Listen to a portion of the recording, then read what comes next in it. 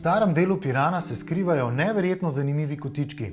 Obiskali smo vrt, ki ga lahko vidimo le s cerkvenega zvonika.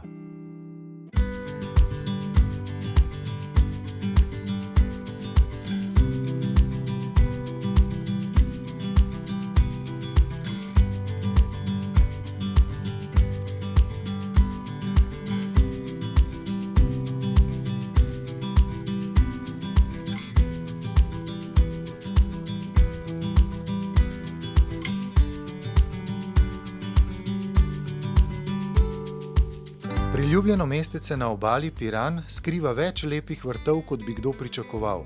No, najbrž bi jih iskali na obrobju, kjer se strnjeno naselje izgubi v naravi. Mi pa smo našli neverjetno zanimiv vrt v starem delu mesta. Vrt, ki ga lahko vidimo le s cerkvenega zvonika.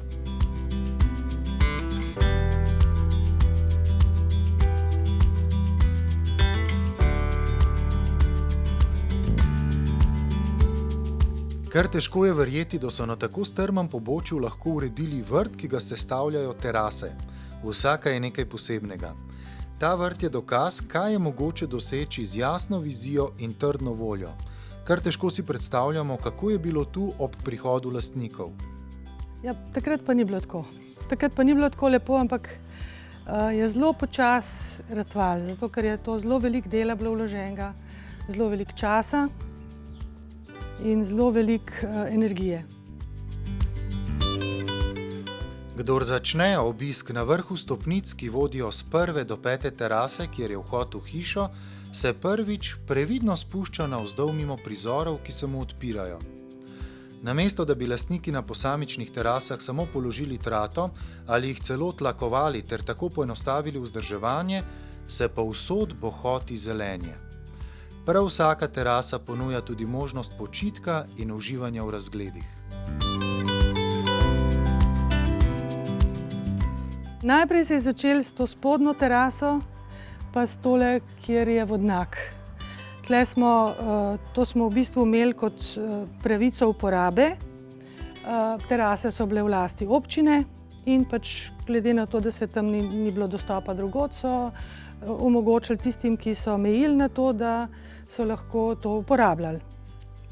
No in mi smo to potem začeli počasi urejati in smo delali vse vikende, kar jih je bilo.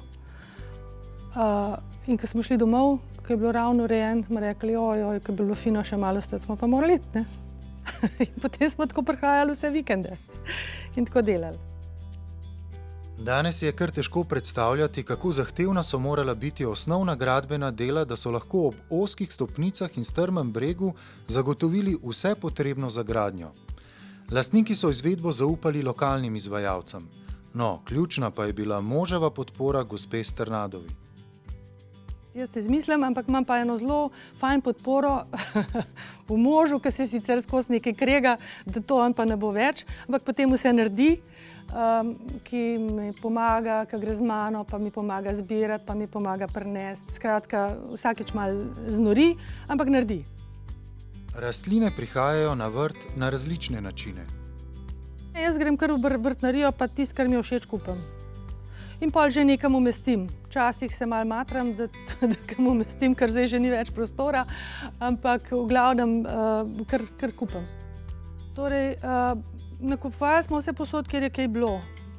Kjerkoli smo potovali, kjerkoli smo bili, smo posod kakšno stvar prinesli s sabo. Potem smo imeli eno palmo, ki smo jo presadili s spodnje terase, to je bil cel projekt, so te fantje od Dragana so to vse gor prek škripcev, pa ne vem česa vse presadili gor na ta zgornjo teraso in je letos šla. Najprej smo mislili, da je bil ta črv, ampak očitno jo je mraz uničil, pa veter. Vrt ob počitniški hiši družine Strnad seveda zahteva več nege, ne le ob vikendih. Ta vrt je zahteven, ker ga je velik in jaz sem to delala do pred nekaj let sama, oziroma pač z možem, ne.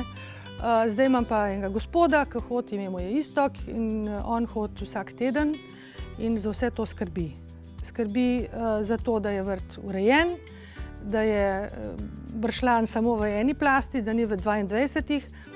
skrbi v tem, da je to vse pometeno, da je čisto, da je zalito, da je urejeno, da ni bolezni. Kako je pa to narejeno?